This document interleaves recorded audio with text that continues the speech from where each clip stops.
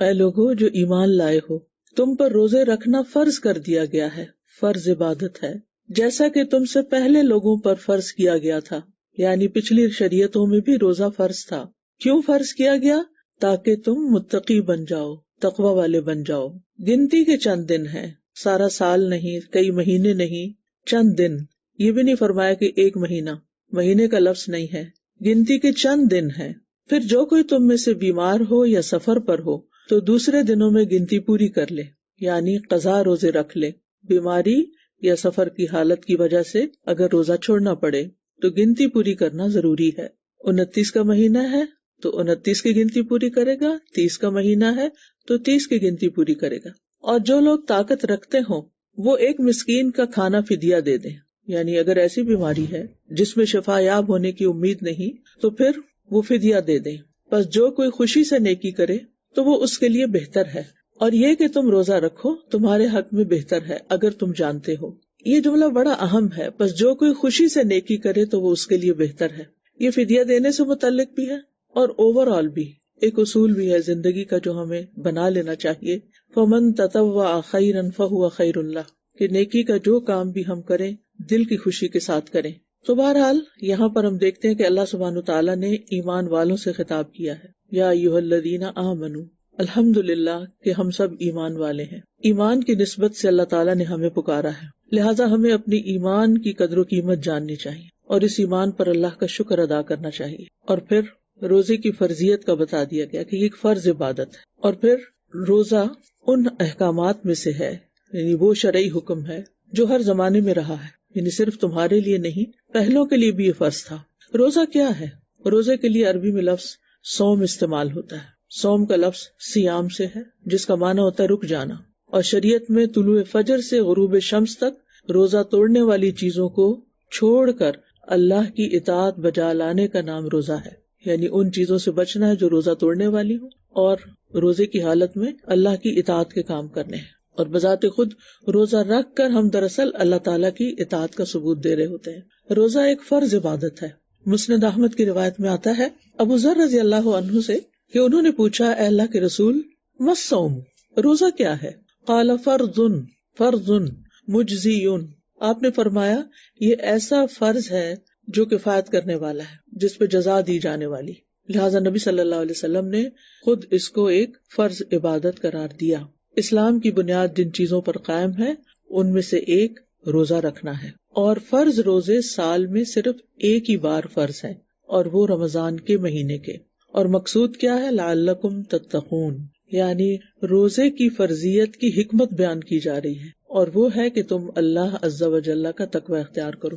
گویا ہمارا جو روزہ رکھنے کا ہدف ہے، روزہ تو ایک عمل ہے نا، اور جہاں ہم نے پہنچنا ہے وہ کیا ہے؟ وہ تقوی ہے۔ تقوی ہماری منزل ہے کہ ہم نے تقوی اختیار کرنا ہے۔ لہذا روزہ رکھنے کے مقاصد میں سب سے اول اہم ترین مقصد تقوی کا حصول ہے، اور یہی اس کی سب سے بڑی حکمت ہے، سب سے بڑی مصلحت ہے۔ اس کے علاوہ جو دینی، دنیاوی، طبی، اجتماعی مصلحتیں ہیں وہ سب سیکنڈری ہیں، ثانوی ہیں۔ روزہ اس لیے نہیں رکھنا کہ ہم اس بہانے ڈائٹنگ کر لیں گے، یا ہماری صحت اچھی ہو جائے گی، یا ہمارا وقت بچ جائے گا، دن بھر کھانا پکانے اور کھانے سے فارغ رہیں گے، یا اور کوئی فائدے، وہ سب سیکنڈری ہیں، وہ نیت میں نہیں ہونے چاہیے۔ اصل نیت کیا ہونی چاہیے کہ میں روزہ اس لیے رکھ رہی ہوں تاکہ مجھے اللہ کا تقوی حاصل ہو۔ تقوی کا لفظ جو ہے نا، یہ واو قاف یا کے مادے سے ماخوذ ہے، جس کا مطلب ہوتا ہے ایک چیز کو دوسری چیز کے ساتھ دور ہٹانا، دفع کرنا، ایک چیز کو دوسری چیز سے ہٹانا۔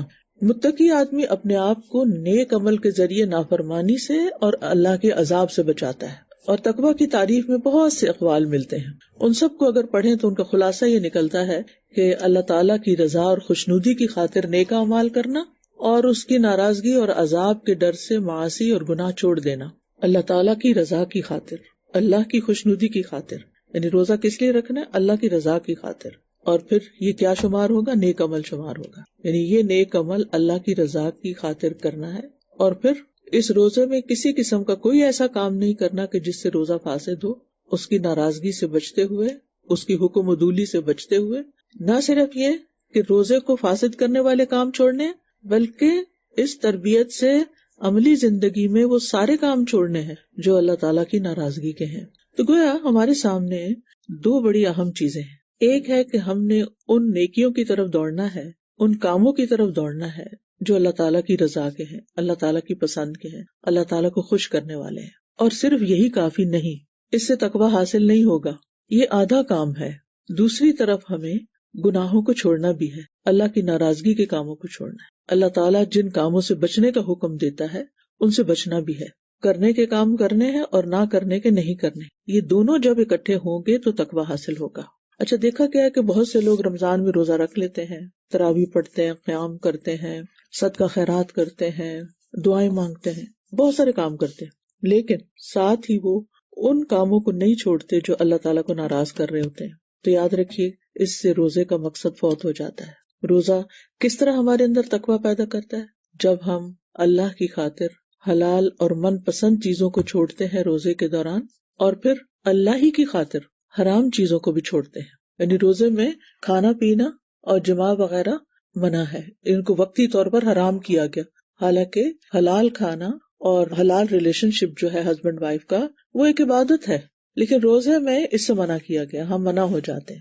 اب کیا ہے، ہماری تربیت ہو رہی ہے کہ اب اللہ کی خاطر وہ کام بھی نہیں کرنے جن کو اللہ نے حرام کیا ہے. پھر یہ کہ روزے کی حالت میں ہر وقت اللہ کی نگرانی کا احساس ہوتا ہے. تو ہم نے اس سبق کو یاد کر کے اپنی عملی زندگی میں رمضان کے بعد بھی جاری رکھنا ہے کہ ہم نے اللہ کی نگرانی کو محسوس کرنا ہے کہ ہم کہیں پر بھی ہوں، ہم اکیلے ہوں، ہم سب کے درمیان ہوں، ہم خرید و فروخت کر رہے ہوں، ہم کسی عورت سے بات کر رہے ہوں، کسی مرد سے بات کر رہے ہوں، ہم اپنے گھر والوں کے درمیان ہوں، ہم کسی شادی کی محفل میں ہوں، ہم کسی غم کے موقع پر ہوں، ان تمام مواقع پر یہ یاد رکھنا ہے کہ اللہ ہمیں دیکھ رہا ہے اور ہم نے وہ کرنا ہے جو اللہ تعالیٰ چاہتا ہے، اور وہ چھوڑ دینا ہے اللہ تعالیٰ جس سے منع کرتا ہے، وہ کام نہیں کرنے کیونکہ اللہ تعالیٰ دیکھ رہا ہے. تو روزہ ہمارے اندر یہ عادت مضبوط کرتا ہے کہ ہمیں اللہ کی نگرانی کا احساس دلاتا ہے. اسی لیے آپ دیکھیں کہ روزے کی حالت میں پھر گناہ کم ہوتے ہیں اور نیکیوں کا غلبہ ہوتا ہے. پھر یہ ہے کہ روزے کے ذریعے ہمیں اللہ کی نعمتوں کے شکر کا طریقہ بھی آتا ہے. جب بھوک لگی ہو اور کھانا بھی سامنے اور پھر نہ کھائیں، تو پھر عام زندگی میں جب کھانا کھا سکتے ہو تو کھانا کھا کر ہم اللہ تعالیٰ کا شکر ادا کریں، اور اسی طرح باقی نعمتوں پر بھی،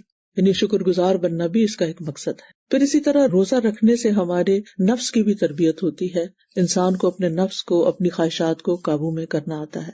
آپ دیکھیں کہ دو چیزیں جو ہیں وہ انسان کے بگاڑ کا ذریعہ بنتی ہیں، ایک شہوات اور ایک شبہات. تو روزہ جو ہے وہ شہوات یعنی خواہشات پر قابو پانے کا اور اس طرح نفس کو کنٹرول کرنے کا، سیلف کنٹرول کا ایک بڑا اہم ذریعہ ہے. اور جب انسان طاقتور ہو جاتا ہے، ایمانی طور پر اپنے نفس پر قابو پا لیتا ہے، تو پھر اس پر شیطان کا وار نہیں چلتا، پھر وہ اپنے دشمن کو ہرا دیتا ہے، وہ اپنے دشمن پر بھی قابو پا لیتا ہے. کیونکہ شیطان جو ہے وہ نفس کے ذریعے ہم پر حاوی ہوتا ہے، اور جب ہم نفس کو کنٹرول کر لیتے ہیں، اس کی باغ ڈور اپنے ہاتھ میں لے لیتے ہیں اور اپنی خواہشات کو کنٹرول کر لیتے ہیں، تو پھر شیطان کو موقع نہیں ملتا کہ وہ کہیں سے آ سکے. پھر اس کے علاوہ آپ دیکھیں کہ روزہ رکھنے سے انسان کی جسمانی صحت اچھی ہوتی ہے. تو اس وقت میں اس کے طبی فوائد میں نہیں جاؤں گی، اس پر بہت کچھ لکھا گیا ہے، بہت کچھ سننے کو ملے گا، بہت کچھ آپ پڑھ سکتے ہیں. لیکن میرا یہاں کہنے کا مطلب یہ ہے کہ بھوک سے بھی ایک الگ طرح کی طاقت پیدا ہوتی ہے انسان کے اندر. روحانی طاقت تو پیدا ہوتی ہے، لیکن انسان کے اندر سستی وغیرہ بھی ختم ہوتی ہے، کیونکہ اس کے جسم سے ٹاکسنز وغیرہ ختم ہوتے ہیں، تو اس کی عبادت میں خوبصورتی آ جاتی ہے. آپ دیکھیں کہ اگر روزہ نہ ہو تو قیام اللیل زیادہ مشکل ہوتا ہے عام دنوں میں، لیکن روزہ رکھنے کے بعد وہی راتیں ہوتی ہیں، وہی دن ہوتے ہیں، دن کو بھی بھوکے رہے ہوتے ہیں لیکن راتوں کو بھی دیر دیر تک عبادت کرتے ہیں. تو یہ روزے کی برکات میں سے بھی ہے، لیکن اس کی ایک بنیادی وجہ ہے کہ روزہ آہستہ آہستہ ہمارے اندر کی صفائی کرتا جاتا ہے، جس کی وجہ سے ہمارے لیے نیکی کے کام کرنا آسان ہو جاتے ہیں. پھر اسی طرح روزے کے ذریعے ہمیں دوسرے انسانوں کی بھی تکلیف، دکھ، درد، بھوک، پیاس، ان چیزوں کا بھی احساس ہوتا ہے، اور اس طرح انسان صرف اپنے لیے نہیں سوچتا، دوسروں کے لیے بھی سوچتا ہے. اور ایک متقی اور نیک انسان وہی ہوتا ہے جو سیلف سینٹرڈ نہیں ہوتا، بلکہ وہ دوسروں کی خیر اور بھلائی کے کام کرنے والا ہوتا ہے. انسان کے اندر اگر عاجزی ہو، انسان کے اندر شکر کے جذبات ہوں، انسان کے اندر اگر فائدہ پہنچانے کی صلاحیت ہو، تو انسان دنیا میں بھی ایک بہترین انسان بن جاتا ہے، دنیاوی اعتبار سے بھی اور اللہ کی نگاہ میں بھی. اللہ سبحانہ وتعالیٰ کو تکبر پسند نہیں، روزے میں آپ دیکھیں گے کہ جب انسان کو بھوک لگتی ہے یا انسان اپنے نفس پر کنٹرول کرنے لگتا ہے تو اس کے اندر ایک عاجزی پیدا ہوتی ہے، یعنی وہ بھوک جو ہوتی ہے یا کمزوری کی کیفیت جو ہوتی ہے انسان کے اندر عاجزی پیدا کرتی ہے۔ اب یہ عاجزی جو ہے اگر عام روزمرہ زندگی میں انسان کے اندر ہو کہ اگر اللہ نے انسان کو بہت کچھ بھی دیا ہوا ہے جس کی بنا پر وہ تکبر کر سکتا ہے، کوئی علم ہے، مال ہے، حسن ہے اور بہت سی نعمتیں ہیں، تو جب انسان کچھ چیزوں سے بھی محروم ہوتا ہے تو اس کے اندر عاجزی آتی ہے، تو روزہ انسان کے اندر عاجزی پیدا کرتا ہے، پھر انسان کے اندر شکر پیدا کرتا ہے کہ جب اس کو وہ نعمت ملتی ہے، جب وہ افطار کرتا ہے، اور پھر تیسری چیز یہ ہے کہ جب خود پر جو کیفیات گزرتی ہیں تو اس کو دوسروں کی کیفیت سمجھنے کا موقع ملتا ہے جس کی وجہ سے وہ دوسروں کو فائدہ پہنچانے والا بن جاتا ہے۔ تو روزہ ہمارے اندر یہ ساری چیزیں پیدا کرتا ہے۔ اس میں اور بھی بہت سی حکمتیں ہیں لیکن مختصراً ان کی یاد دہانی کرانی تھی کہ ہم نے ان چیزوں کو حاصل کرنا ہے اور ان کو مد نظر رکھنا ہے۔ اور پھر اللہ تعالیٰ فرماتے ہیں چند دن ہے گنتی کے، جو کوئی بیمار ہے یا سفر پر ہے تو دوسرے دنوں سے روزے رکھ لے، گنتی پوری کر لے۔ یعنی روزے کئی مہینوں، سالوں یا ہفتوں پہ مشتمل نہیں ہوتے بلکہ چند گنے چنے دن ہیں، اور بیمار اور مسافر کو پھر بھی رخصت ہے۔ اس سے ہمارے دین کی خوبصورتی پتہ چلتی ہے کہ اس میں کیسی رعایت ہے، یعنی ایک چیز جو فرض ہے، ڈیوٹی ہے، لیکن اس میں رعایت۔ ہمیں بھی اپنی زندگی میں اس چیز کو لانا چاہیے کہ بعض اوقات ہم دوسرے انسانوں کے ساتھ جب معاملہ کر رہے ہوتے ہیں، ان کو کچھ ذمہ داریاں سونپ رہے ہوتے ہیں، تو پھر ان کا ایک ہیومن آسپیکٹ بھی ہوتا ہے کہ ان کے اندر بیماری بھی ہو سکتی ہے، ان کے اندر کچھ ایسی مجبوری ہو سکتی ہے کہ جس کی وجہ سے اگر وہ اپنا کوئی کام پورا نہ کر سکے، جیسے گھر کے ملازم ہی ہو سکتے ہیں، تو وہاں پر ان کے ساتھ رعایت برتنے والے ہوں۔ اور ویسے بھی زندگی میں دوسرے انسانوں کے ساتھ رعایت برتنا کہ کسی نے اگر آپ کا حق پورا نہیں بھی دیا تو کوئی بات نہیں، اس کی مجبوری کو، اس کی ضرورت کو اگر انسان سمجھے تو انسان کے لیے کام کرنا آسان ہو جاتا ہے۔ اور پھر آپ دیکھیں وَعَلَى الَّذِينَ يُطِيقُونَهُ فِدْيَةٌ طَعَامُ مِسْكِينٍ، اور جو شخص بڑھاپے یا بیماری کی وجہ سے، یعنی جسے شفا یابی کی امید نہ ہو، روزہ رکھنے میں مشقت محسوس کرے، وہ مسکین کو کھانا بطور فدیہ دے دے۔ اور یہ بھی کہا جاتا ہے کہ یہ ابتدا میں آیت نازل ہوئی تھی کہ جو لوگ طاقت رکھتے ہیں اور پھر نہیں رکھ سکتے، یعنی ابتدا میں رعایتیں زیادہ دی گئی تھی، تو وہ ایک مسکین کا کھانا فدیے میں دے دے۔ اب فدیہ کیا ہے؟ جو کھانا آپ روز کھاتے ہیں ایک وقت کا دے دے۔ اور آپ دیکھیے کہ فمن تطوع خیرا فہو خیر اللہ، جو خوشی سے نیکی کرے اس کے لیے بہتر ہے، یعنی جو کوئی ایک مسکین سے زیادہ کئی لوگوں کو کھانا کھلا دے تو یہ اس کے لیے بہتر ہے، یا پھر یہ کہ جو فدیے کے ساتھ ساتھ بعد میں اگر ہمت آ گئی روزہ رکھے تو یہ اس کے لیے بہتر ہے۔ وَأَن تَصُومُوا خَيْرٌ لَكُمْ، اور یہ کہ تم روزہ رکھو یہ تمہارے حق میں بہتر ہے، ان کنتم تعلمون، اگر تم جانتے ہو۔ یعنی ابتدا میں لوگوں کو شوق دلایا گیا کہ روزہ رکھنا زیادہ بہتر ہے فدیہ دینے سے۔ اور عام حالات میں بھی آپ دیکھیں کہ اگر ایسے بزرگ ہیں کہ روزہ رکھنے میں انہیں زیادہ مشقت ہوتی ہے، لیکن پھر بھی وہ اگر کوشش کریں اور رکھنا چاہیں تو ان کو رکھنا ہی زیادہ بہتر ہے، کیونکہ بعض اوقات انسان اپنے آپ کو انڈر ایسٹیمیٹ کرتا ہے، میں یہ نہیں رکھ سکوں گا، میں یہ نہیں کر سکوں گا۔ صحت مند اچھے بھلے لوگ بھی آپ دیکھیں کہ بعض اوقات سخت گرمی ہوتی ہے تو وہ سوچتے ہیں کہ لگتا ہے اس سال میرے سے روزے رکھنے مشکل ہوں گے، یا کوئی چھوٹی موٹی بیماری ہو جاتی ہے تو انسان پہلے سے گھبرا اٹھتا ہے۔ تو اگر یہ بات یاد رہے وَأَن تَصُومُوا خَيْرٌ لَكُمْ إِن كُنتُمْ تَعْلَمُونَ، یعنی اگر تمہارے سامنے اس کا اجر آ جائے اور اس کا فائدہ تمہیں پتہ چل جائے تو پھر تو تم روزہ ہی ضرور رکھو گے۔ اور ویسے بھی آپ دیکھیں کہ اللہ سبحانہ وتعالیٰ فرماتے ہیں کہ ایک نیکی کا ثواب 10 گنا سے 700 گنا تک ہے، یہ حدیث قدسی ہے، اور روزہ صرف میرے لیے ہے، میں اس کا بدلہ دوں گا۔ یعنی باقی نیکیوں کا بدلہ بتا دیا گیا کہ کتنے % ملے گا تمہیں، لیکن روزے کا بدلہ اللہ تعالیٰ خود دے گا۔ یعنی اس کا ثواب جو ہے، اس کا اجر جو ہے وہ انگنت ہے، بے شمار ہے، انسان اس کو امیجن بھی نہیں کر سکتا۔ اور پھر سب سے بڑا فائدہ کیا ہے؟ روزہ آگ سے ڈال ہے، یعنی آگ بہت بڑی بلا ہے، جہنم بہت بڑی مصیبت ہے، اس سے بڑی کوئی تکلیف کی چیز نہیں۔ تو روزہ جو ہے انسان کو آگ کی طرف جانے سے روکتا ہے، یہ آگے آ جائے گا، اس کے لیے ڈھال بن جائے گا، جیسے میدان جنگ میں دشمن کے وار سے بچنے کے لیے ڈھال ہوتی ہے۔ اور پھر روزہ دار کے منہ کی بو اللہ کے نزدیک مشک سے زیادہ بہتر ہے۔ اور بھی بہت سی احادیث ہیں جس سے موٹیویٹ کیا گیا کہ روزہ رکھنا کتنا فائدے کا ہے۔ وہ احادیث آپ کتابوں میں پڑھتے بھی ہیں، سن بھی چکے ہیں، یہاں صرف چند اہم باتوں کی طرف توجہ دلانا مقصود ہے، اس لیے میں ان ساری تفصیلات کو چھوڑ رہی ہوں۔ پھر آپ دیکھیں کہ روزے فرض کرنے کے لیے اللہ تعالیٰ نے رمضان کے مہینے کو منتخب کیا، اور قرآن کو نازل کرنے کے لیے بھی رمضان کے مہینے کو منتخب کیا۔ اس سے خاص طور پر اس مہینے کی اہمیت ہمارے سامنے آتی ہے۔ رمضان وہ مہینہ ہے جس میں قرآن نازل کیا گیا، جو لوگوں کے لیے سراسر ہدایت ہے، اور اس میں ہدایت اور حق و باطل میں فرق کرنے کے واضح دلائل ہیں۔ تو جو کوئی تم میں سے اس مہینے کو پائے اسے چاہیے کہ اس کے روزے رکھے، اور جو بیمار ہو یا سفر میں ہو تو دوسرے دنوں میں گنتی پوری کر لے۔ اللہ تمہارے ساتھ آسانی چاہتا ہے اور وہ تمہارے ساتھ تنگی کا ارادہ نہیں رکھتا، اور تاکہ تم گنتی پوری کر لو، اور تاکہ جو اس نے تمہیں ہدایت بخشی ہے تم اس پر اللہ کی بڑائی بیان کرو، اور تاکہ تم شکر ادا کرو۔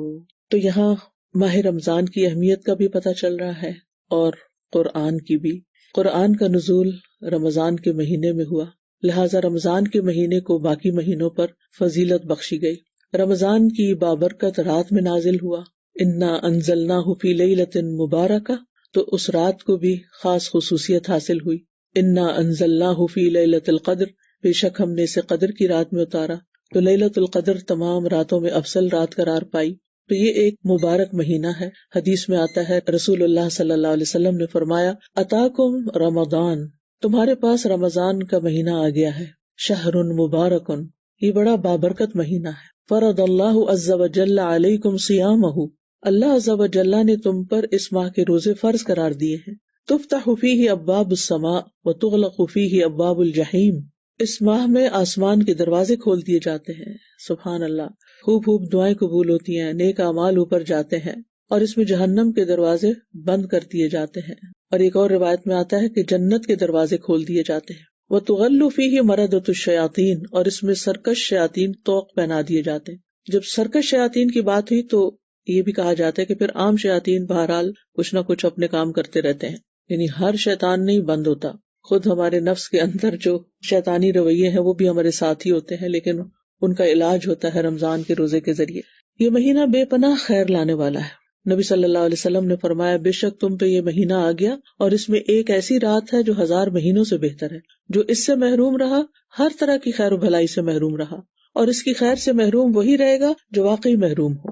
یہ نیکیوں کی طرف دعوت دینے والا مہینہ ہے، جس میں ایک فرشتہ پکارتا ہے کہ اے خیر کے طالب آگے بڑھ، اور اے شر کے طالب رک جا، یہاں تک کہ رمضان ختم ہو جاتا ہے، اور یہ ہر رات ہوتا رہتا ہے، یعنی ہر روز ہوتا ہے۔ اور پھر یہ کہ یہ گناہوں کے کفارے کا مہینہ ہے۔ پچھلے رمضان سے لے کر اس رمضان تک جتنے گناہ ہوئے ان کے لیے یہ مہینہ کفارے کا ذریعہ ہے، یعنی وہ گناہ صاف ہو جاتے ہیں۔ جہنم سے آزادی کا مہینہ ہے، لہٰذا اس مہینے کی ہمیں قدر کرنی چاہیے۔ تو اللہ تعالیٰ فرماتے ہیں، شہر رمضان الذی انزل فیہ القرآن، رمضان وہ مہینہ ہے جس میں قرآن نازل کیا گیا۔ یہ بھی کہا جاتا ہے کہ تمام کتب سماویہ یعنی آسمانی کتابیں جو ہیں وہ رمضان میں ہی نازل ہوئی، اور ان کی تاریخیں وغیرہ بھی روایات میں آتی ہیں۔ بہرحال جو بڑی اہم بات ہے وہ یہ کہ یہ مہینہ خاص طور پر کس لیے اہم ہے کہ انزل فیہ القرآن، اور قرآن کیا ہے؟ یہاں اگلے 5 لفظوں میں قرآن کی حقیقت بتائی گئی ہے، ھدی للناس وبینات من الھدی والفرقان، لوگوں کے لیے ہدایت اور فرقان کے لیے دلائل، بینات، یعنی تمام لوگوں کے لیے اس میں رہنمائی ہے۔ ھدی للناس ہے یہ قرآن، مومن، کافر، مشرک، منافق، نیک، بد، سب کے لیے رہنمائی ہے، اور پھر علمی رہنمائی بھی ہے اس میں، اور پھر عملی رہنمائی بھی۔ اور پھر آپ دیکھیے کہ دوبارہ فرمایا وبینات من الھدی، بینات کا مطلب ہے روشن آیات، واضح دلائل، اور پھر دوبارہ ہدایت کا لفظ آ گیا۔ تو بینات من الھدی یعنی ایک ہدایت عام ہوتی ہے، اور ایک وہ ہدایت ہے جس کے ساتھ دلیل بھی ہوتی ہے۔ اس میں صرف ہدایت ہی نہیں بلکہ اس کے دلائل بھی ہیں۔ یہ اہم بات ہے، نوٹ کیجیے، یعنی اس کتاب میں صرف رہنمائی نہیں کی گئی بلکہ دلائل کے ساتھ رہنمائی دی گئی ہے، اور صرف دلائل ہی نہیں، والفرقان، بینات بھی اور فرقان بھی ہے، یعنی ہدایت اور فرقان کی روشن نشانیاں ہیں، دلائل اور ثبوت ہیں۔ لہذا پھر انسانوں کے پاس کوئی حجت باقی نہیں رہتی گمراہ رہنے کی، بھٹکے رہنے کی، کیونکہ اللہ نے ایک ایسی کتاب اتار دی ہے کہ جو انسانوں کو سیدھا راستہ دکھاتی ہے۔ ابن عاشور کہتے ہیں کہ قرآن کی 2 حالتیں ہیں جن کے ذریعے اس مہینے کی فضیلت کی طرف اشارہ ہے، اس ہدایت اور فرقان کے نزول کی وجہ سے۔ پہلی ہدایت سے مراد عمومی ہدایت ہے، عمومی ہدایت، عام ہدایت، اور پھر بینات من الھدی سے مراد خصوصی ہدایت یعنی دلائل، ہدایت کی نشانیاں، جیسے توحید کے دلائل، رسالت کی سچائی کے دلائل، آخرت کے دلائل، اور بھی بے شمار چیزیں۔ اور فرقان کا لفظ جو ہے یہ فرق سے ہے، فرق مصدر ہے اس کا، اور حق اور باطل کے درمیان فرق کرنے میں مشہور ہے یہ، یعنی فرقان کا لفظ حق اور باطل کے درمیان فرق کا اعلان ہے. تو گویا یہ تکرار نہیں ہے بلکہ ایک عام ہدایت ہے اور ایک خاص ہدایت ہے، یعنی جو دلائل پر مبنی ہے. ایک اور معنی بھی کیا گیا ہے، امام ابن تیمیہ اس کے بارے میں کہتے ہیں ہدایت میں عبادت کرنے والے کا بیان اور اس کے ساتھ عبادت کرنے کا طریقہ، اور واضح نشانیوں میں اس کے دلائل اور ثبوت کا بیان ہے. اس لیے جو خبر دی جاتی ہے اور اس کا حکم دیا جاتا ہے وہ دلیل کے بغیر مجرد ایک قول نہیں ہے، یعنی قرآن صرف ایک قول نہیں ہے بلکہ اسے واضح نشانیوں اور یقینی دلائل سے واضح کیا گیا ہے اور حتمی ثبوت فراہم کیے گئے ہیں.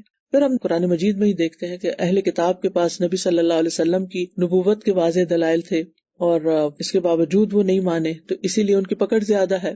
تو بہرحال اب یہ تین لفظ آپ نے یاد رکھنے ہیں کہ قرآن کیا ہے. قرآن میں ہدایت بھی ہے، اس میں دلائل بھی ہیں اور فرقان بھی ہے. ہدایت، دلائل اور فرقان. دلیل کے ذریعے ہدایت اور حق کا بیان حاصل ہوتا ہے، لیکن اس کے ساتھ فرقان بھی ضروری ہوتا ہے، اور وہ دلیل اور اس کی مخالفت کرنے والے کے درمیان فرق کرتا ہے، اور رب کی بات اور اس بات کے درمیان فرق کرتا ہے جو رب کی بات کے خلاف جاری ہو. اور یہ شکوک و شبہات کا علاج بھی ہے. میں نے شروع میں کہا تھا نا، دو چیزیں انسان کے بگاڑ کا سبب بنتی ہیں، شہوات اور شبہات. شہوات کس سے دور ہوئی؟ روزے سے. اور شبہات کس سے دور ہوتے ہیں؟ قرآن سے، فرقان سے. تو ان دونوں کے درمیان ایک گہرا ربط ہے، یعنی رمضان اور قرآن کے درمیان ایک بہترین کنیکشن ہے. تو یاد رکھیے کامل ہدایت فرقان کے بغیر نہیں ہوتی، یعنی انسان کو دلائل بھی چاہیے اور پھر وہ صلاحیت بھی چاہیے کہ وہ انسان صحیح اور غلط کا فرق پہچان سکے. تو بہرحال یہاں پھر آگے آیت میں فرمایا فمن شہد منکم الشہر فلیصم، تو تم میں سے جو شخص اس مہینے کو پائے اسے چاہیے کہ روزے رکھے. یعنی اب بات متعین کر دی گئی، اب وہ اوپر جو فدیہ والی رخصت تھی نا وہ ختم کر دی گئی، اب لازمی حکم آ گیا کہ جس کو بھی طاقت ہے وہ روزہ رکھے گا. ومن کان مریضا او علی سفر فعدۃ من ایام اخر، اور یہ رخصت پھر باقی رکھی گئی کہ جو بیمار ہے یا مسافر ہے وہ پھر بعد میں روزہ رکھ کے گنتی پوری کر لے، یعنی مہینہ پورا کرنا ہے اپنا، قضا روزے رکھنے جو اگلے رمضان تک رکھ لینے چاہیے. یرید اللہ بکم اليسر ولا یرید بکم العسر، اللہ تمہارے ساتھ آسانی چاہتا ہے، نرمی کرنا چاہتا ہے، سختی کرنا نہیں چاہتا، تمہیں مشکل میں نہیں ڈالنا چاہتا. یعنی یہ ایک ایسی عبادت ہے کہ جو اگرچہ نفس پر بھاری ہے لیکن پھر بھی ان مع العسر یسرا، اس بھوک میں، اس تکلیف میں بندے کے لیے بہت سی آسانیاں بھی ہیں. اللہ تعالیٰ نے ایسے روزے رکھنے کا ہمیں حکم نہیں دیا کہ جو ہمارے لیے انتہائی مشقت والے ہو جائیں، مشکل والے ہو جائیں، اور پھر اگر کسی پر اتنے روزے کی بھی مشقت ہے تو اس کے لیے رخصت بھی ہے. تو اللہ تعالیٰ نے آسانی بھی پیدا کر دی ہے، لیکن گنتی کو پورا کرنا ہے. وَلِتُكْمِلُوا الْعِدَّةَ، عدت مکمل کرنی ہے اپنی، اور اس کے ساتھ ساتھ کیا کرنا ہے؟ وَلِتُكَبِّرُوا اللَّهَ عَلَى مَا هَدَاكُمْ، اللہ کی بڑائی بیان کرنی ہے اس پر جو اس نے تمہیں ہدایت دی ہے. اور یہ ہدایت کون سی ہے؟ ہدایت علم اور ہدایت عمل، کہ اللہ نے رہنمائی بھی کی اور اس کے ساتھ ساتھ عمل کی توفیق بھی دی. لہٰذا جب رمضان کے روزے آپ رکھیں اور اس میں قرآن کے ساتھ ایک خاص تعلق قائم کریں اور عام دنوں سے زیادہ قرآن کو پڑھائیں اور یہ سارے کام آپ سے ہو جائیں اور آپ خود پر حیران ہو کہ کیا میں نے یہ سب کچھ کر لیا، یہ سب کچھ کیسے ہو گیا، تو اس میں کسی تکبر اور فخر کی ضرورت نہیں، اپنے آپ کو کریڈٹ دینے کی ضرورت نہیں. کیا کرنا ہے؟ اللہ کی بڑائی بیان کرنے کہ یہ اللہ کا فضل ہے، یہ اللہ کا کرم ہے، یہ اللہ ہی نے کروایا ہے. اس ہدایت پر، یعنی یہاں پر ہدایت علم بھی اور ہدایت عمل بھی، ہدایت ارشاد بھی اور ہدایت توفیق بھی، یہ سب اللہ ہی کی طرف سے ہے، اس کے دینے سے. قرآن ہدایت ہے نا، فرقان ہے، کس نے بھیجا؟ کس نے یہ بندوبست کیا؟ کس نے رحم فرمایا ہم پر؟ الرحمن علم القرآن، یہ اللہ سبحانہ وتعالیٰ نے کیا. لہٰذا بڑائی تو اللہ ہی کے لیے ہے جس نے یہ سب دیا. اور پھر اس پر عمل کی توفیق کس نے دی؟ اور خاص طور پر رمضان میں جو عام دنوں سے زیادہ نیکی کی توفیق کس نے دی؟ یہ بھی اللہ نے دی. رہنمائی بھی اس نے کی، عمل کی توفیق بھی اس نے دی. لہٰذا بڑائی تو اللہ ہی کے لیے ہے. جب انسان اس طرح کی سوچ رکھتا ہے تو پھر انسان اللہ کی نظر میں بڑا ہوتا ہے. لیکن اگر انسان سمجھے یہ سب کچھ میرا اپنا کوئی کمال ہے تو پھر یہ شیطانی رویہ ہو جاتا ہے. یعنی آپ دیکھیں کہ تکبیر کا کیا مطلب ہوتا ہے؟ بڑائی بیان کرنا. تو جب انسان کو کوئی نعمت ملتی ہے تو وہ اپنے آپ کو بڑا سمجھنے لگتا ہے، اپنے آپ کو دوسروں سے بلند محسوس کرنے لگتا ہے. لیکن ہمیں خود کو بلند نہیں کرنا اور تکبر نہیں کرنا، تکبیر کرنی ہے. تکبر نہیں، اللہ کی تکبیر، دونوں کا روٹ ایک ہی ہے. یعنی نیکی پر کسی قسم کا کوئی تکبر نہیں کرنا، بلکہ نیکی کرنے کی توفیق ملنے پر اللہ سبحانہ تعالیٰ کی تکبیر بیان کرنی ہے، بڑائی بیان کرنی ہے. وَلَعَلَّكُمْ تَشْكُرُونَ، اور تاکہ تم شکر گزار ہو جاؤ. کس چیز پر شکر گزار ہو؟ کہ اللہ نے ہمارے لیے آسانی چاہی، اللہ نے ہمارے لیے مشکل نہیں کی، اللہ نے ہمیں بعد میں گنتی مکمل کرنے کی اجازت دی، اور اللہ نے ہمیں تکبیر کہنا سکھائی، اللہ نے ہماری رہنمائی کی. تو یہ ساری نعمتیں ہیں. ان نعمتوں پر اور اس سے زیادہ قرآن کی نعمت اور پھر رمضان کی اور روزے کی، یہ سارے اللہ سبحانہ تعالیٰ کے خاص احسانات ہیں ہم پر. لہٰذا ہمیں شکر ادا کرنا ہے. اور شکر کی حقیقت کیا ہے؟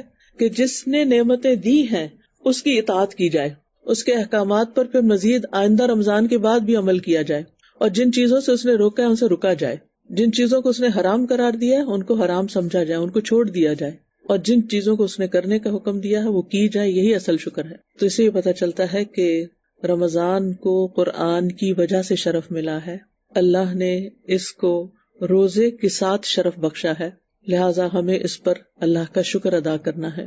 روزہ ہر مکلف عاقل مسلمان پر فرض ہے. مریض اور مسافر کو رخصت ہے. عذر کی بنا پر روزہ چھوڑا جائے تو قضا کرنا واجب ہے. یہ سارے کام آسان ہیں، تنگی سے خالی ہیں، لہٰذا ان سب کاموں کو کرنے کے بعد اللہ کی بڑائی بیان کریں. عید کے دن خاص طور پر تکبیرات خوب پڑھیں، یعنی عید کے دن کا آغاز، اور پھر اطاعت کے عہد کریں. انشاءاللہ پورے رمضان میں آپ قرآن مجید کے ساتھ خاص تعلق قائم کریں گے، اور جو جو احکامات ملتے جائیں گے ان پر دل کے ساتھ یہ کہیں گے کہ اللہ ہم انشاءاللہ ان پر عمل کریں گے. آپ دورہ قرآن کروائیں یا دورہ قرآن سنیں یا قرآن کا کچھ حصہ پڑھیں غور و فکر تدبر کے ساتھ، تو آپ ساتھ ساتھ اپنے دل میں عہد کرتے جائیں اور دعائیں بھی مانگتے جائیں، اللہ مجھے توفیق دے کہ میں تیرے اس حکم پر بھی عمل کروں. یعنی رمضان ہماری تربیت کا مہینہ ہے جس کے بعد ہمیں ایک نیا انسان بن کر سامنے آنا ہے. تو اللہ سبحانہ تعالیٰ سے دعا ہے کہ ہمیں اللہ تعالیٰ اس کی توفیق دے. اور رمضان چونکہ شہر القرآن ہے، لہٰذا خاص طور پر روزے کے بعد جو اہم ترین نیکی آپ نے کرنی ہے وہ رمضان میں قرآن سے زیادہ تعلق جوڑنا ہے، اپنے لیے لازم کر لینا ہے.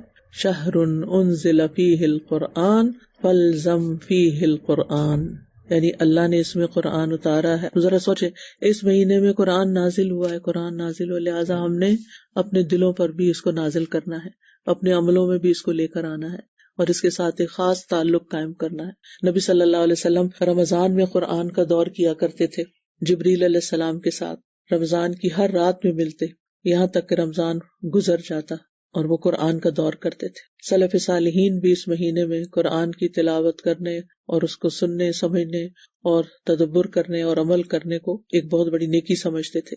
رمضان کا مہینہ داخل ہوتا تو سفیان ثوری سارے کام چھوڑ دیتے اور قرآن کی قرأت پر متوجہ ہو جاتے، کیونکہ وہ سمجھتے تھے کہ اس مہینے کا خاص شرف قرآن کا نزول ہے. جب رمضان آتا تو امام زہری کہتے یہ تو بس قرآن پڑھنے اور کھانا کھلانے کا مہینہ ہے، یعنی سحری اور افطاری کا اہتمام کرے انسان، صرف اپنے لیے نہیں، صرف اپنے گھر والوں کے لیے نہیں، دوسروں کے لیے بھی. امام مالک کے بارے میں آتا ہے کہ جب رمضان آتا تو حدیث پڑھانا چھوڑ دیتے تھے، قرآن کی طرف متوجہ ہو جاتے. اور ابن قیم کہتے ہیں کہ قرآن پڑھنا ذکر کرنے سے زیادہ افضل ہے. اور پھر آپ دیکھیے کہ مجاہد جو مفسر قرآن ہے وہ کہتے ہیں کہ جس شخص کو اللہ قرآن دے دے اور وہ سمجھے کہ کسی کو دنیا میں اس سے افضل چیز دی گئی ہے، یعنی اس کے پاس اس سے بھی بہتر چیز ہے، تو اس نے اس چیز کو بڑا اور عظیم قرار دے دیا جس کو اللہ نے حقیر بنایا، اور اس چیز کو چھوٹا کر دیا جس کو اللہ نے عظیم کیا. یعنی جس کو اللہ نے عظمت دی اس کو وہ کچھ نہیں سمجھتا، اور جو دنیا کی حقیر ٹھیکریاں ہیں ان کو وہ بڑی چیز سمجھتا ہے، اور اس بنا پر لوگوں کی بھی عزت کرتا ہے جن کے پاس دنیا ہے، اور جن کے پاس قرآن ہے ان کو وہ اہمیت نہیں دیتا. ابن قیم کہتے ہیں رحمہ اللہ کہ اگر لوگوں کو معلوم ہو جائے کہ قرآن کو تدبر کے ساتھ پڑھنا، یعنی سمجھ کر پڑھنا، غور و فکر کرنا، اس میں کتنا اجر و ثواب ہے، تو وہ اس کے سوا ہر چیز کو چھوڑ کر صرف اسی میں مصروف ہو جائیں، سب کام چھوڑ دیں، یہی کرنے شروع ہو جائیں. چلے اگر ہم سارا سال نہیں کر سکتے تو کم از کم رمضان میں تو کریں.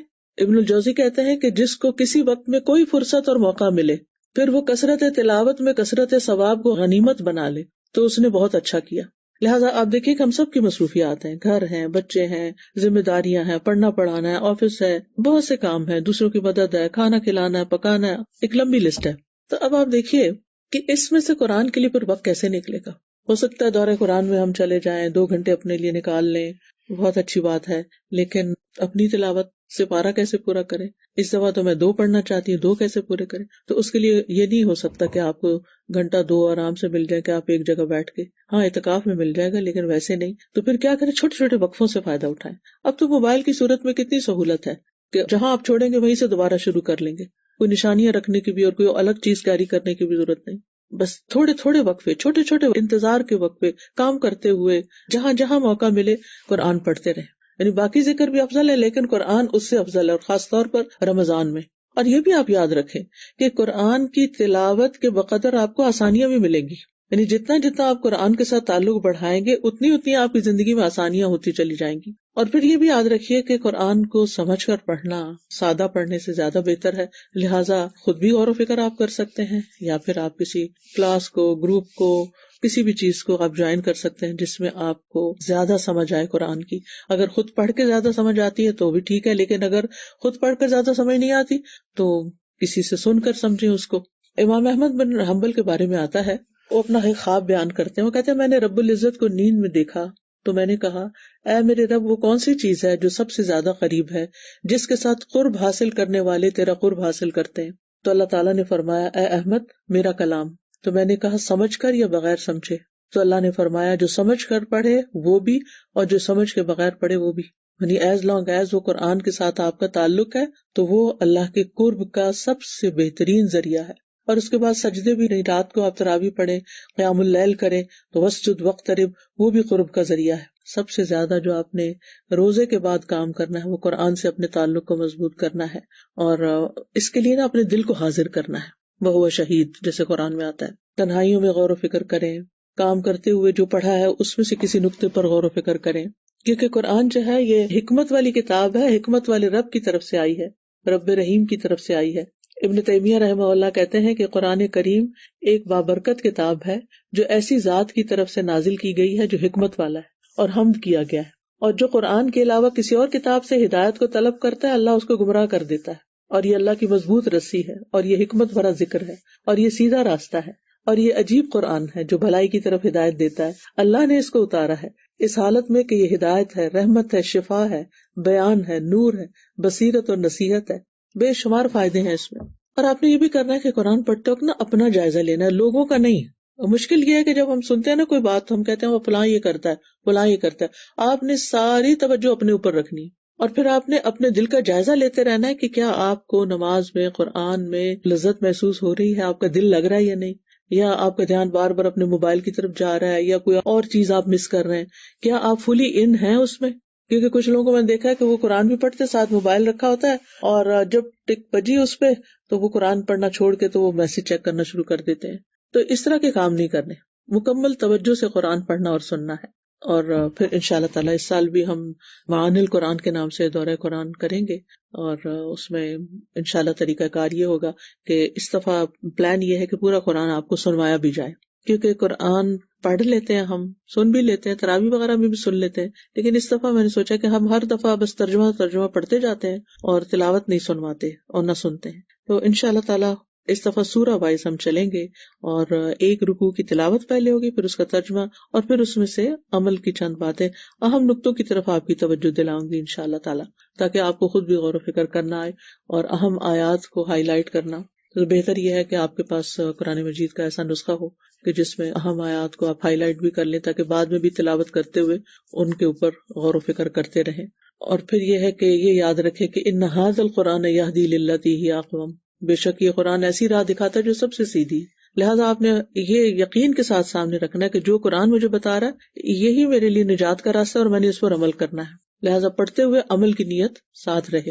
اور پھر اگر آپ اجتماعی طور پر مل کے بیٹھ کے پڑھتے ہیں یا سنتے ہیں تو وہ زیادہ فائدے کی چیز ہے، کیونکہ وہ حدیث آتی ہے نا، وَمَا اجْتَمَعَ قَوْمٌ فِي بَيْتٍ مِّن بُيُوتِ اللَّهِ، جو لوگ اللہ کے گھروں میں سے کسی گھر میں جمع ہوتے ہیں، اللہ کی کتاب کی تلاوت کرتے ہیں اور اس کی تعلیم میں باہم مصروف ہوتے ہیں تو ان پر سکینت نازل ہوتی ہے، تو یہ سکون حاصل کرنے کا ذریعہ، رحمت انہیں ڈھانپ لیتی ہے، فرشتے انہیں گھیر لیتے ہیں، اور اللہ تعالیٰ ان کا ذکر اپنے پاس موجود فرشتوں میں کرتے ہیں۔ سبحان اللہ، یعنی کیسی کیسی فضیلت ہے اس چیز میں کہ انسان کسی مجلس میں بیٹھ کر یہ کام کرے۔ تو ایسی مجلس ہے جہاں لوگ مل کر قرآن سیکھتے سکھاتے ہیں، وہ زمین پر بہترین مجلس ہیں جہاں اللہ کا ذکر ہوتا ہے، جہاں فرشتے حاضر ہوتے ہیں، جہاں سکینت اترتی ہے۔ انس رضی اللہ عنہ کہتے ہیں کہ صحابہ کرام صبح کی نماز کے بعد حلقہ بنا کر بیٹھ جاتے، قرآن پڑھتے، فرائض اور سنن سیکھتے اور اللہ کو یاد کرتے۔ یعنی یہ جو اب صرف مدارس وغیرہ میں خاص ہو گیا ایسا کام کرنا، نبی صلی اللہ علیہ وسلم کے دور سے یہ کام چلا آ رہا ہے، تو اس سنت کو بھی زندہ کرنا ہے۔ اگر مثلاً آپ کہیں نہیں جا سکتی اور آپ صرف آن لائن سن رہی ہیں تو صرف اکیلے نہ سنیں، اپنے نیبرز کو بھی اکٹھا کر لیں کہ آئے ہم مل بیٹھ کے سنتے ہیں، اس سے آپ کی بھی توجہ رہے گی۔ اور پھر آپ دیکھیے کہ اگر کسی مصروفیت، جاب کی وجہ سے، کسی کام کی وجہ سے، مصروفیت کی وجہ سے آپ ڈائریکٹ نہیں سن سکے، مجلس میں حاضر نہیں ہو سکے، تو آپ رات کے وقت بھی یہ کام کر سکتے ہیں۔ اور اس وقت تو شاید بہت سے جگہوں پہ رات ہو جب آپ یہ سن رہے ہیں، اور آئندہ بھی دورہ قرآن جو ہوگا وہ کچھ لوگوں کو رات کے وقت میں ملے گا، تو آپ سمجھیں کہ آپ وہ سنت دہرا رہے ہیں کہ رمضان میں ہر رات نبی صلی اللہ علیہ وسلم جبریل علیہ السلام سے ملاقات کرتے تھے، اور سارا رمضان ایسے ہی ہوتا تھا۔ الحمدللہ تراویح میں بھی آپ تلاوت سنتے ہیں، لیکن یہ کہ میں یہاں سمجھ کر پڑھنے اور سننے کی بات کر رہی ہوں، یعنی دورہ ترجمہ کی بات کر رہی ہوں۔ تو بہرحال اس مہینے میں ہم نے قرآن کے ساتھ خاص تعلق قائم کرنا ہے، تلاوت بھی کرنی ہے، قیام اللیل بھی کرنا ہے، کچھ آیات ہو سکے تو حفظ بھی کرنی ہے، اور سب کے ساتھ مل بیٹھ کر اور اکیلے بھی درس و تدریس کا اہتمام کرنا ہے اور اس سے نصیحت حاصل کرنی ہے، کیونکہ ان فی ذلک لذکری لمن کان لہ قلب او القی السمع وہو شہید، یقیناً اس میں ہر اس شخص کے لیے نصیحت ہے جس کا کوئی دل ہو یا وہ کان لگائے جبکہ وہ دل سے حاضر بھی ہو۔ تو اس کا مطلب ہے کہ ہم نے پڑھ کر بھی نصیحت لینی ہے لیکن کان لگا کر بھی، او القی السمع، تو انشاءاللہ پڑھنے کے ساتھ ساتھ سننے پر بھی فوکس رکھنا ہے۔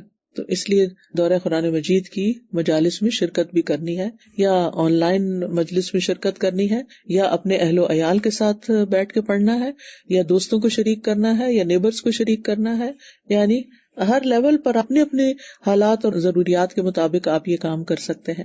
اور انشاءاللہ تعالی آپ کے ساتھ چونکہ قرآن مجید ہم سنیں گے تو اس کے سننے سے جو دل کو خوشی اور سرور ملتا ہے اور انسان کا دل کھلتا ہے، شفا حاصل ہوتی ہے، ہدایت ملتی ہے، وہ ایک بے مثال ایکسپیرینس ہوگا انشاءاللہ آپ کے لیے، اور یہ ہماری روح کی، ہمارے دلوں کی غذا ہے، اور انشاءاللہ اس غور سے اور توجہ سے سننے سے اللہ تعالیٰ کی رحمت میں انسان حصہ پاتا ہے۔ وَإِذَا قُرِئَ الْقُرْآنُ فَاسْتَمِعُوا لَهُ وَأَنصِتُوا لَعَلَّكُمْ تُرْحَمُونَ، جب قرآن پڑھا جائے تو اسے سنو اور خاموش رہو تاکہ تم پر رحم کیا جائے۔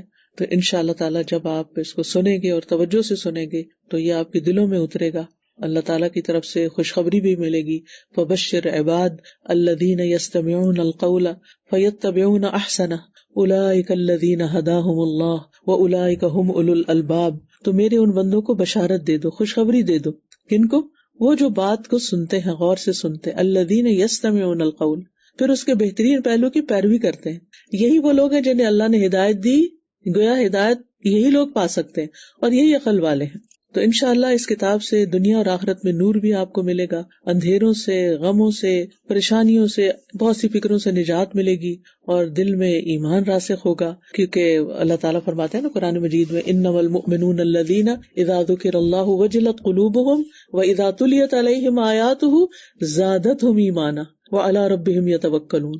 سچے مومن تو وہ ہیں کہ جب ان کے سامنے اللہ کا ذکر کیا جائے تو ان کے دل کانپ اٹھتے ہیں، یعنی دلوں پہ اثر ہوتا ہے، اور جب اللہ کی آیات انہیں سنائی جائیں تو ان کا ایمان بڑھ جاتا ہے۔ تو انشاءاللہ یہ رمضان قرآن سننے کے ساتھ آپ کے ایمان کو بڑھانے کا ذریعہ بنے گا، اور وہ اپنے رب پر بھروسہ کرتے ہیں، پھر انسان میں توکل بھی آ جاتا ہے۔ ابن رجب کہتے ہیں کہ قرآن سننے سے دل میں ایمان مضبوط ہو جاتا ہے، انسان کے نفس کی تطہیر ہوتی ہے، انسان کے اخلاق بہترین ہوتے ہیں، کیونکہ نبی صلی اللہ علیہ وسلم کا اخلاق قرآن تھا، کیونکہ وہ آپ کے دل پر اترا۔ تو ہمارے بھی دل پہ جب اترے گا سننے کے ساتھ تو پھر انشاءاللہ یہ بھی نصیب ہوگا کہ ہمیں اللہ سبحانہ وتعالیٰ ریاکاری سے اخلاص کی طرف لے جائے گا، اور برے اخلاق سے اچھے اخلاق کی طرف، اور تاریکیوں سے ہدایت کے نور کی طرف اور سچائی کی طرف، اور شکوک و شبہات اور شہوات سے بھی انشاءاللہ نجات ملے گی۔ اور پھر آپ دیکھیے کہ سننے کے ساتھ ساتھ جب دلوں پہ اثر ہوتا ہے تو آنسو بھی بہتے ہیں، تو کوشش کیجئے کہ دل حاضر ہوں تاکہ آنکھیں بھی صاف ہوں، آنسو بھی آئیں، اور نیکیوں میں ہم دوڑ لگانے والے بنے، خاص طور پر جو صدقہ خیرات اور ان چیزوں میں بھی، کیونکہ نبی صلی اللہ علیہ وسلم رمضان میں جب جبریل علیہ السلام سے ملاقات کرتے تھے تو لوگوں کو بھلائی پہنچانے میں بارش لانے والی ہوا سے بھی زیادہ جود و کرم فرماتے، اور یہ صرف مال سے نہیں ہوتی تھی، ہر طریقے سے. اور صحابہ کرام کا بھی یہی طریقہ رہا. آپ کو معلوم ہوگا کہ کس طرح حضرت عمر جو اتنے سخت انسانوں میں سے تھے، ان کے اندر شدت تھی اور سختی تھی، لیکن جب ان کی بہن کے بارے میں انہیں پتا چلا کہ اسلام قبول کر چکی ہے اور ان سے قرآن سنا، قرآن کان کے ذریعے دل میں داخل ہوا، تو اسلام کا نور ان کے دل میں چمک اٹھا اور وہ اسلام کے لیے ایک بہت بڑی قوت بن گئے. تو بہرحال اس بات کے ساتھ میں بات مکمل کروں گی کہ قرآن کو مضبوطی سے تھام لیں. کتنے ہی نابینا ہیں جو قرآن کو دیکھنے کی تمنا کرتے ہیں لیکن دیکھ نہیں سکتے، تو جن کو اللہ نے آنکھیں دی ہیں وہ قرآن کو دیکھ کر بھی لذت حاصل کریں. کتنے ہی بہرے افراد ہیں جو قرآن کی تلاوت سننے کی آرزو رکھتے ہیں لیکن سن نہیں سکتے. اللہ نے ہمیں سننے کی طاقت دے رکھی ہے، لہٰذا ہم اس سننے پر شکر ادا کریں اور توجہ سے سنیں. تو ہم جنہیں اللہ نے سننے اور دیکھنے کی صلاحیت دی ہے، ہم پھر قرآن سے دور کیوں ہیں؟ ہمیں اپنی یہ دونوں صلاحیتیں، دونوں دروازے کھول کے رکھنے ہیں قرآن کے لیے، تاکہ قرآن ہمارے دلوں میں جگہ پکڑے اور دل سے پھر ہمارے پورے وجود میں سرایت کرے اور ہمیں عمل میں حصہ ملے. بارک اللہ فیکم.